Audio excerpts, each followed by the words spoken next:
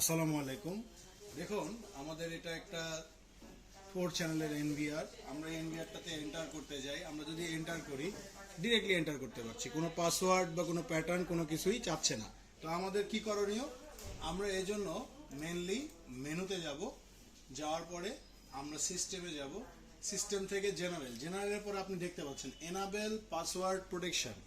So আমরা যদি enable password প্রোটেকশনটাতে tick দিয়ে দেই, অ্যাপ্লাই করে দেই, তারপরে এক্সিট করি। এবার যদি আমি রাইট ক্লিক করে মেনুতে যাওয়ার চেষ্টা করি, দেখুন এখানে যে লগ ইন যেহেতু করা আছে, সো আমাকে লগ আউট করতে হবে। আমি লগ আউট করে তারপরে আবার লগ ইন করতে যাব, কারণ আমি অলরেডি লগ ইন অবস্থায় ছিলাম। এখন আমি লগ আউট করে ফেলেছি।